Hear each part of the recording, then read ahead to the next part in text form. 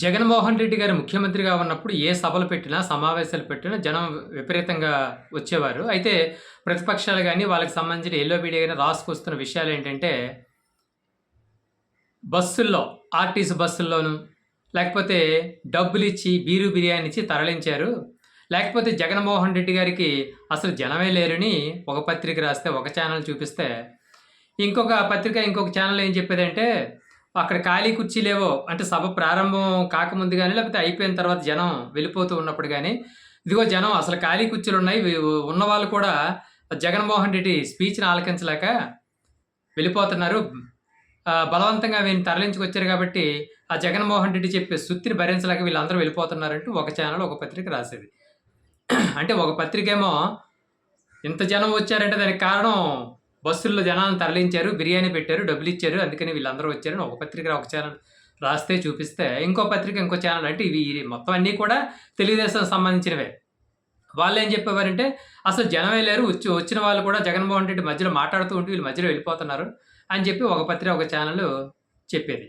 అయితే ఇప్పుడు పిఠాపురం వరద ప్రాంతాల్లో వరద ముంపుకు గురైన ప్రజల్ని పరామర్శించడానికి కొన్ని ప్రాంతాల్లో బాగా వరద ముంపు గురైంది. ఆ ప్రాంతాల్లో భారీ నష్టం అనేది జరిగింది. ఆ ప్రాంతాల్లో పర్యటించడానికి జగన్మోహన్ రెడ్డి వెళ్ళినప్పుడు ఈ రోజు కూడా అంటే ముఖ్యమంత్రిగా లేనప్పుడు కూడా ఆయన చూడడానికి, ఆయనతో కరచాలన చేయడానికి, లేకపోతే సెల్ఫీలు దిగడానికి జనం పోటీ పడుతూ విపరీతంగా అంత క్రేజీగా జనం తరలొస్తే మరి ఈ రోజున వాళ్ళు ఏం రాస్తారో చూడాలి. ఇంకా వరద ప్రాంతాల్లో పర్యటించడానికి ఆయన వెళ్ళలేదు. హెలికాప్టర్ దిగి రోడ్డు మార్గానికి వచ్చినప్పుడు జనం విపరీతంగా అసలు ఈయన అధికారంలో ఉన్నాడా, చంద్రబాబు ముఖ్యమంత్రి కాదేమో, జగన్మోహన్ రెడ్డి ముఖ్యమంత్రి ఏమో అన్నంతగా జనం విపరీతంగా ఎగబడ్డారు.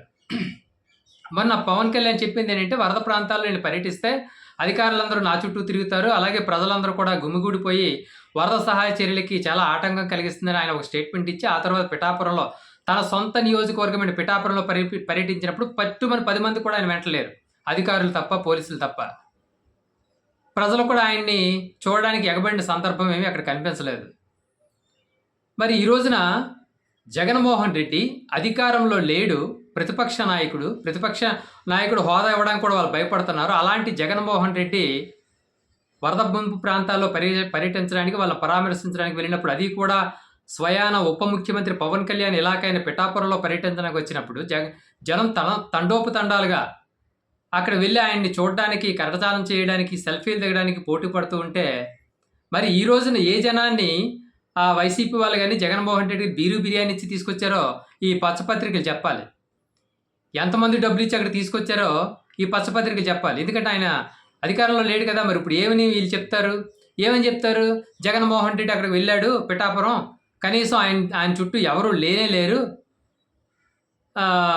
అని చెప్పి, లేదా మన ఏబిఎన్ ఛానల్ వంటి వాళ్ళు ఏం చెప్తారంటే, పరామర్శించడానికి వెళ్ళాడు జగన్మోహన్ రెడ్డి, ప్రజలేమో మాకు వరద సహాయ చర్యలు బ్రహ్మాండంగా ఉన్నాయి, మా ఉప ముఖ్యమంత్రి, ముఖ్యమంత్రి అందరూ కూడా బ్రహ్మాండంగా పనిచేస్తున్నారని జగన్మోహన్ రెడ్డి మొహం మీద చెప్పేస్తే, జగన్మోహన్ రెడ్డి మొహం పాలిపోయిందని చెప్తారేమో, చూపిస్తారేమో.